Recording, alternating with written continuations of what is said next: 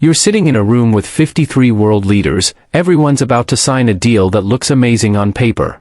Cameras are rolling, handshakes are ready, and then, one person stands up with a single piece of paper and says, "Wait, did anyone actually read this thing?" What happened next didn't just change that room. It sent shockwaves through the entire global financial system and made history.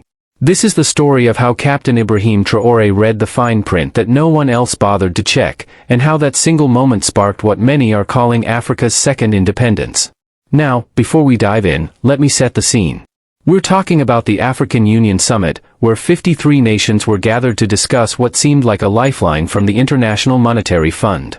Think of it as the world's most powerful financial institution offering a helping hand to an entire continent. Sounds great, right? Well, that's exactly what everyone thought until someone actually did their homework. The atmosphere in that conference room was electric with optimism. Leaders were smiling, advisors were nodding approvingly, and the IMF representatives were painting a picture of economic recovery and growth. The document they presented looked impressive: debt relief, structural support, long-term fiscal alignment. Buzzwords that sound fantastic when you're dealing with economic challenges. Kenya's president was ready to move forward. Senegal's leader called the terms reasonable. Ghana's representative had no objections. This was looking like a done deal, the kind of international cooperation that makes headlines for all the right reasons. But then, something extraordinary happened. Captain Ibrahim Traoré, the leader of Burkina Faso, asked for the floor.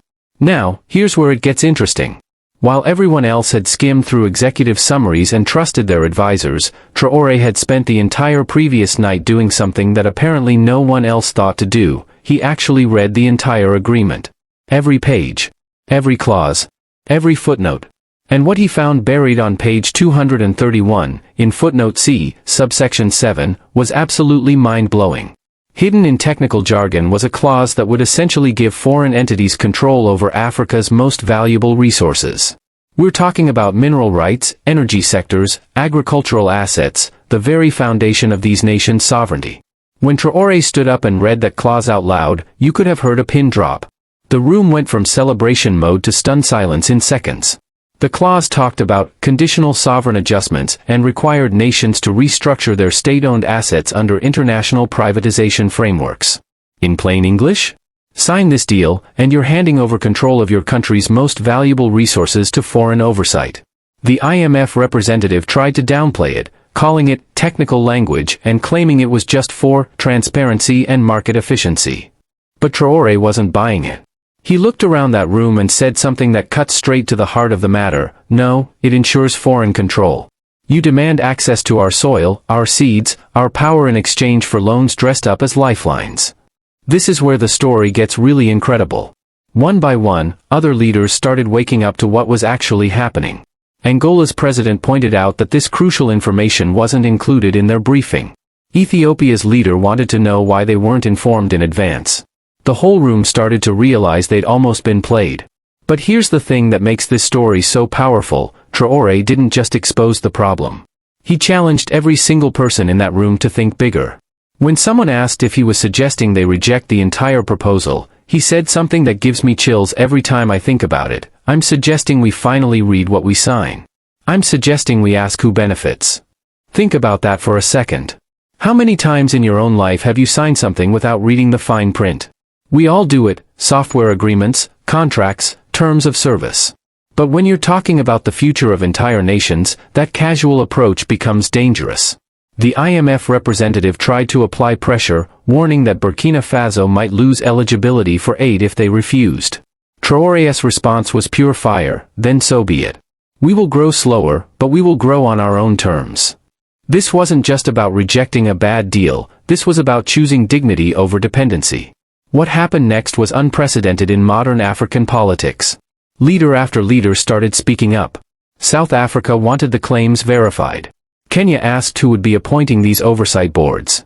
Uganda questioned why such important clauses were hidden. The entire dynamic in that room shifted from rubber-stamping approval to critical examination. And here's where it gets emotional. Traoré painted a picture that everyone could understand. A farmer can't feed his children if his land is leased by someone 10,000 kilometers away. This wasn't about complex economic theory. This was about real people, real families, real futures. The conversation that followed was unlike anything the African Union had ever seen. Leaders started talking about alternatives, regional banks, intra-African trade, investment in their own people instead of foreign signatures. When someone pointed out that this path would be slower and riskier, Traoré delivered what might be the quote of the century: "Freedom always is, but I'd rather struggle freely than prosper under control." By the end of that session, something miraculous happened. All 53 nations voted to suspend the IMF deal pending full review and renegotiation. Think about that, 53 countries, with different economies, different political systems, different challenges, all united in saying, no, we won't sign our sovereignty away. The IMF officials were clearly caught off guard, calling the decision highly irregular and warning about disrupting a carefully structured recovery plan. But the African leaders had found their voice. Nigeria's president responded, "No, we are rewriting the terms of our dignity." But this story doesn't end in that conference room. What followed was a media explosion that changed the conversation globally. Instead of hiding their decision behind closed doors, the African Union held a public press conference. They wanted the world to know what they'd chosen and why. The headlines that followed were incredible. The New African Revolt, modern anti-colonial movement, the day Africa said no. Citizens took to the streets in celebration. A young person in Ghana said, "My grandfather died believing Africa would never stand up. Today I watched it rise." Of course, there was pushback. Western economic commentators warned about market destabilization. The IMF offered revised terms but with the same institutional protocols. Some nations faced immediate retaliation, frozen contracts, blocked software, threatened energy supplies. But something beautiful was happening at the same time. African nations started building alternatives. A Pan-African digital payment platform went live, allowing direct transactions between African countries without Western clearance. Farmers started selling grain directly to other African nations using these new systems. Young Africans especially embraced this movement. They saw it not as anti-Western sentiment, but as pro-African development. As one youth leader put it, "We're tired of talking about potential. This generation will cash it in." The ripple effects continue today. What started as one man reading the fine print has become a continental awakening. Countries are questioning not just this deal, but all the deals they've signed over the decades. They're asking hard questions about who really benefits from international aid and development programs. There's still pressure from various corners. Some nations have been offered bilateral deals, private arrangements without the union's oversight. But the transparency that Traoré demanded has become the standard. No more secret clauses. No more signing without reading. The most powerful part of this entire story isn't the politics or the economics, it's the human element. When asked what young Africans should do, Traoré said, "Tell them to read more, build more, own more. Every app they code, every field they plant, every truth they speak, that's resistance." This story teaches us something crucial about power dynamics in our modern world. For decades, the narrative has been that developing nations need saving by developed ones. But what if the real issue isn't capability, it's contracts?